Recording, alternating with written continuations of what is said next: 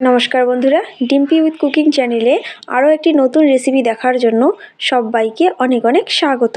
শীতের দিনে পিঠে পুলি খাওয়ার মজাটাই কিন্তু একেবারে আলাদা। সেজন্য তোমাদের সাথে শেয়ার করছি আজকে দুধ পুলি পিঠা। অনেকের কমপ্লেন থাকে যে পিঠাগুলি বাসি হয়ে যাওয়ার পর শক্ত হয়ে যাচ্ছে বা দুধে ফোটানোর সময় ভেঙে যাচ্ছে। তো আজকে আমি কয়েকটা টিপস দেব যেগুলি ফলো করলে তোমাদের পিঠে ভাঙবেও না বা শক্তও হবে না, আর পিঠে একেবারে পারফেক্ট রেডি করতে পারবে। অবশ্যই তোমাদেরকে পুরো ভিডিওটা দেখতে হবে, স্কিপ করলে হবে না, না হলে অনেক অংশ কেটে যাবে। আর যদি ভালো লাগে তাহলে অবশ্যই লাইক করবে, কমেন্ট করবে, বন্ধুদের সাথে অনেক অনেক শেয়ার করবে।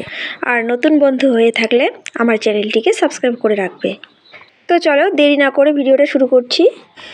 এখানে আমি নিয়ে নিয়েছি গুড়, এটা হলো সাদা তিল, আর এটা আদা। তো এখানে আমি প্রথমে সাদা তিলটাকে ভেজে নিচ্ছি, হালকা ভেজে নিতে হবে। বারবার নাড়াচাড়া করতে হবে, না হলে নিচে লেগে যাবে, পুড়ে যাবে। তো বন্ধুরা দেখো, তিলগুলি ভাজা হয়ে গেছে, আমি নামিয়ে নিয়েছি। আর এখানে আদা আর তিলটা পেস্ট করে নিয়েছি। আর এখানে গুড়টা আমি ভালো করে একটু জাল দিয়ে নিচ্ছি। আর এদিকে ময়দা আর একটু চালের গুঁড়ো আমি হালকা গরম জল দিয়ে ভালো করে মেখে নিয়েছি। তো আটা যেভাবে আমরা মাখি সেরকম করে মাখতে হবে, আর ছোট ছোট লেচি করতে হবে।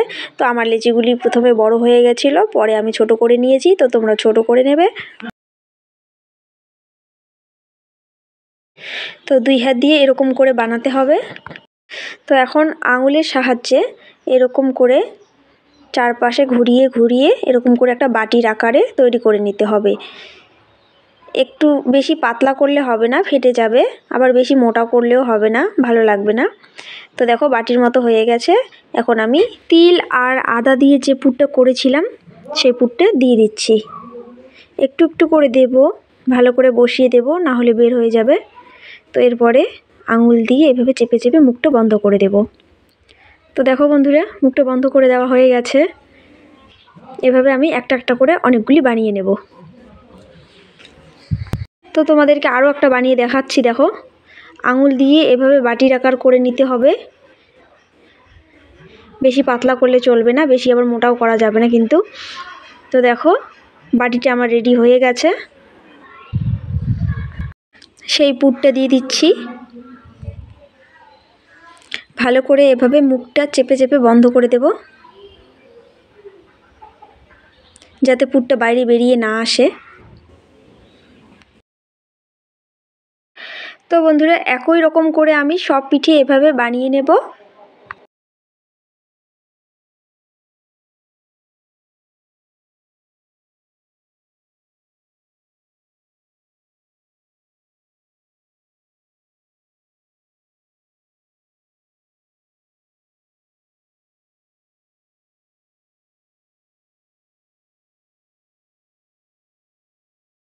তো বন্ধুরা দেখো, একই রকম করে আমি সব পিঠে বানিয়ে নিয়েছি। এরপরে আমি কড়াইয়ে দিয়ে দিচ্ছি দুধ। আগে আমি ভালো করে জাল করে রেখেছি, তো এখন আমি আবার কড়াইয়ে দিয়ে দিচ্ছি, একটু জাল করে নেব। তারপরে আমি দিয়ে দিচ্ছি কয়েকটা তেজপাতা, এলাচ। তো ভালো করে এভাবে গরম করে নেব। এরপরে পিঠেগুলি আমি একটা একটা করে এভাবে ছেড়ে দেব। তো দেখো একটা একটা করে সব পিঠে দেওয়া হয়ে গেছে। এরপরে দেখো ভালো করে ফুটিয়ে উঠেছে। তো এরপরে আমি সেই পুরটা আবার দিয়ে দিচ্ছি, যে পুরটা আমি আগে রেখেছিলাম একটু তিল, আদা আর গুড়ের, সেই পুরটা। তো দেখো ফাইনালি আমার পিঠে রেডি হয়ে গেছে। তো বন্ধুরা আজকের রেসিপিটা তোমাদের কেমন লাগলো? ভালো লাগলে লাইক, কমেন্ট আর বন্ধুদের সাথে অনেক অনেক শেয়ার করবে। তো আজকে এই পর্যন্তই, কালকে আবার দেখা হচ্ছে। ততক্ষণে তোমরা ভালো থাকবে, সুস্থ থাকবে, টাটা।